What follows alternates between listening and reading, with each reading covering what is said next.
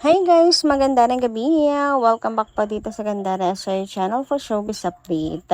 Ang tatalakayin nga natin ngayon at pag-uusapan mga kakimpaw ay mayroon nga pong kinalaman dito sa mainit at pinag-uusapan sa social media hinggil sa isang chismis na talaga naman pong nakapagpakabog ng dibdib ng Kimpaw fans. So ano nga ba yan mga kakimpaw? Pero bago po tayo magsimula, sa mga hindi pa nakaka-subscribe sa ating channel, maaari lamang na pindutin po ninyo ang subscribe button at notification bell na nandyan sa baba para mag-updated po kayo at ma-notify sa mga susunod nating chika tungkol sa Kimpaw. Maraming salamat! And ngayon naman dumako po tayo sa pagbabasa ng komento mula sa ating mga subscribers bilang pasasalamat sa walang sawang pagsuporta at pagtutok sa atin pong mga balita. Ang first commenter nga natin para po sa gabing ito mga kakimpaw ay nagmula po rito kay Miss Maria Utman. So sabi niya rito, may kinalaman po ito kay Kim and Vice Ganda na controversy, no? Sabi rito, hi, Gandara. Hello. Alam mo, Gandara, lumabas na ang tunay na kaplastikan ni Vice Ganda. Alam mo, Gandara, kaya ganyan si Vice kay Kim Chu. Ngayon, dahil bet nila na si Ann Curtis ang manalo sa Asian Award. Sinusuportahan nila ng husto si Ann Curtis kasi bet nila na manalo si Ann Curtis. Pero natalo sila ng mga fans ni Kim Chu.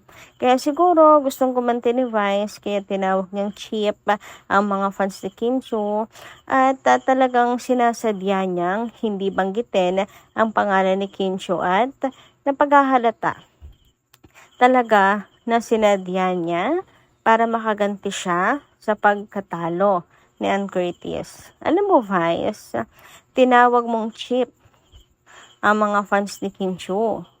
Parang tinawag mo na rin cheap ang mga supporters mo.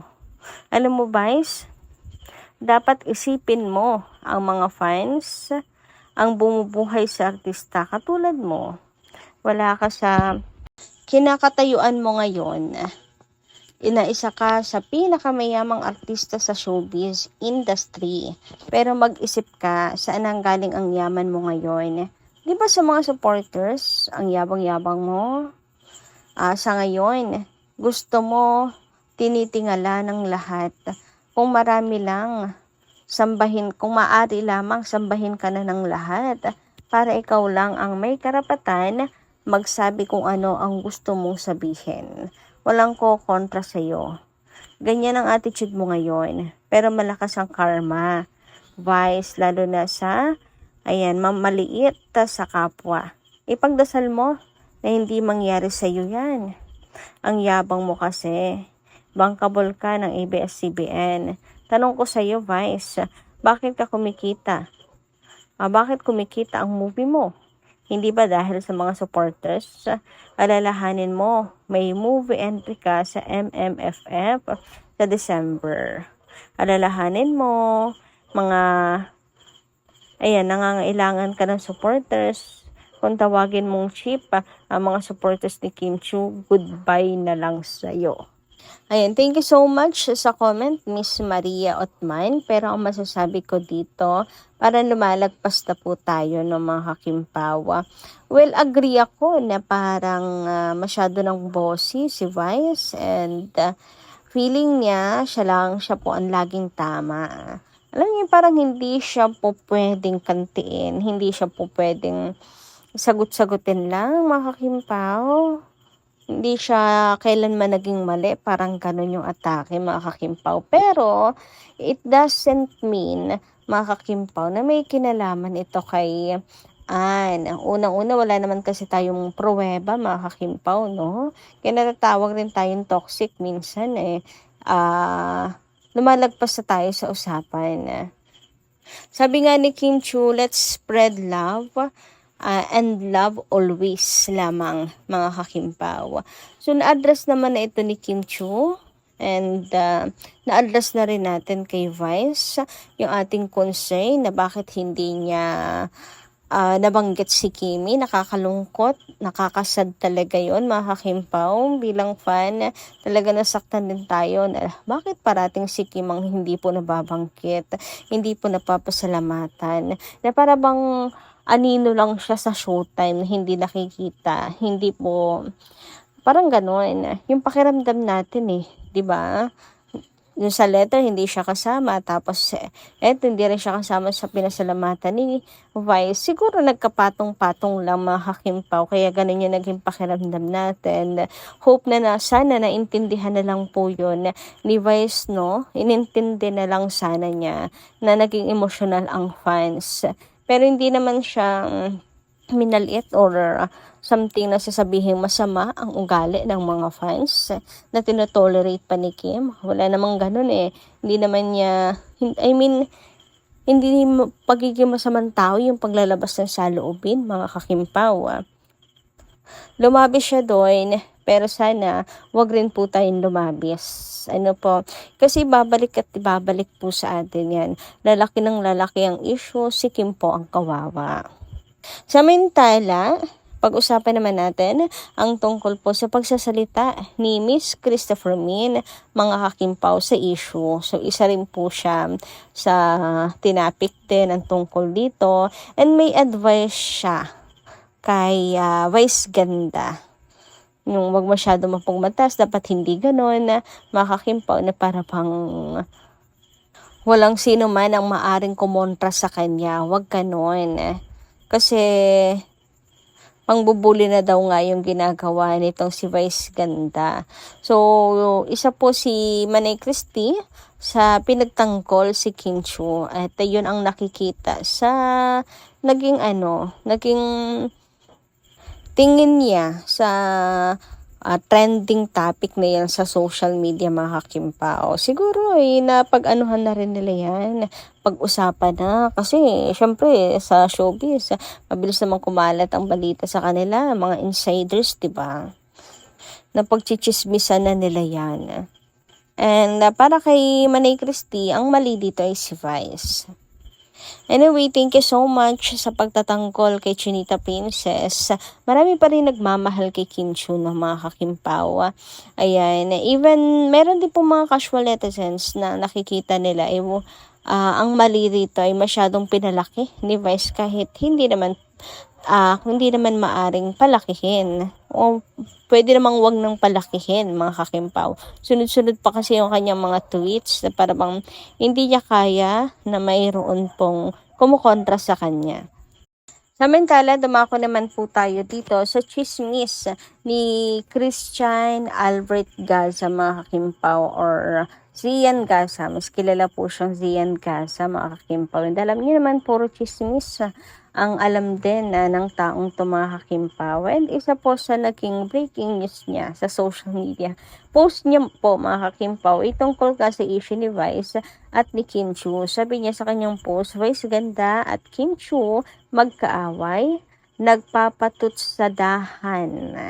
Pero totoo naman talaga, nagpapatutsadahan po sa social media. Isang beses lang naman salita si Kim, pero ang dami na sunod-sunod ng mga post ni Vice Ganda.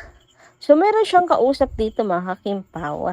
Meron po siyang nilagay sa comment section na isang picture ng isang conversation na parang, ayun nga, nakikipagchismisan siya sa isang source. So, sinamarize na po yung kwento kay Kim and kay Vice. Tapos, meron pang pahabol. Ang sabi, last na pala.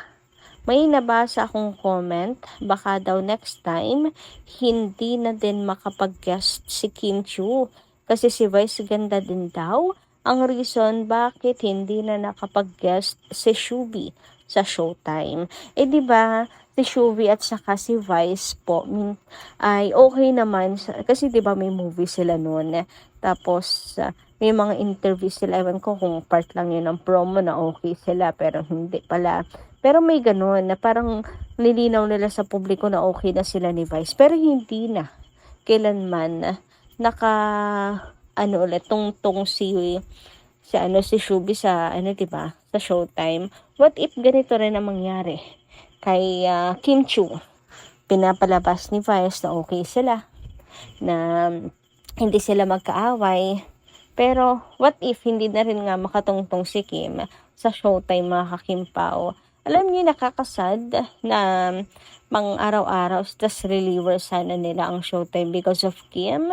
Pero ayun, kung iisipin din naman natin na kumbaga ay mababawasan na ang katoksikan sa buhay ni Kimi, mga kakimpaw. Kasi sa Showtime, lagi po siyang diyan po talaga siya madalas nababash, mga ka-KP, no?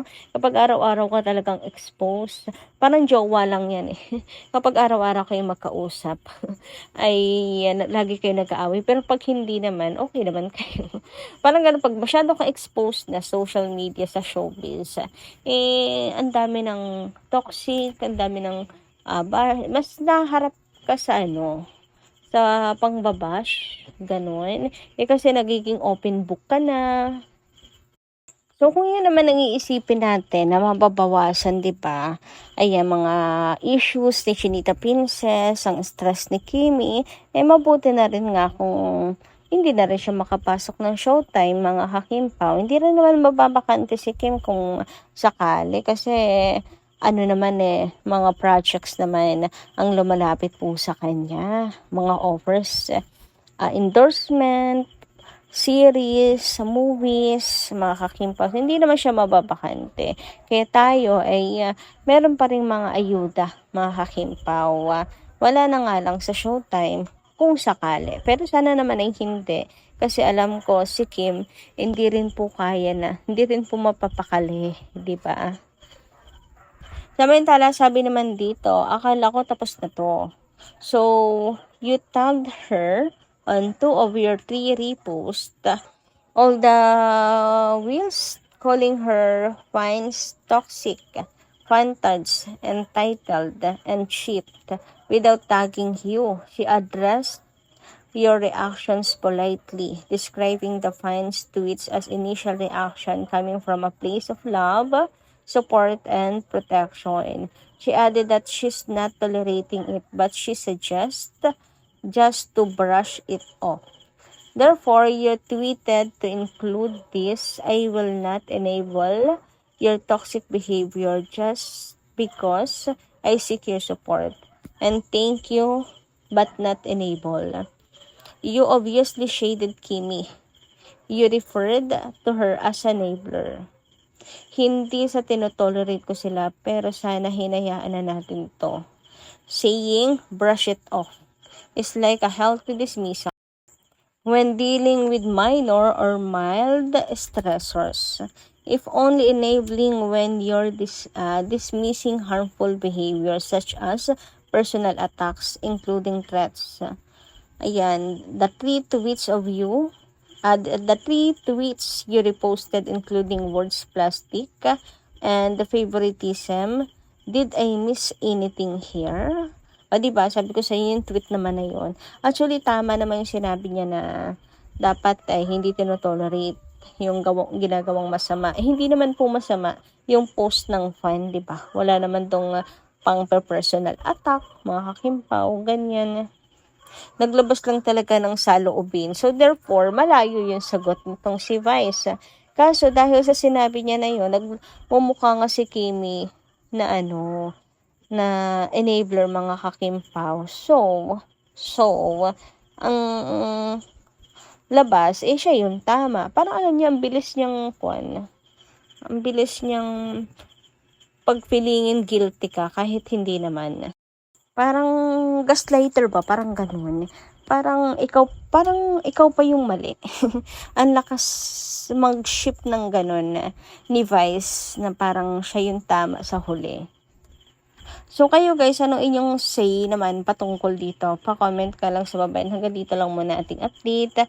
Maraming salamat po sa inyong pakikinigan. Kita kasi po muli sa susunod nating chika. Maraming salamat at ingat po palagi.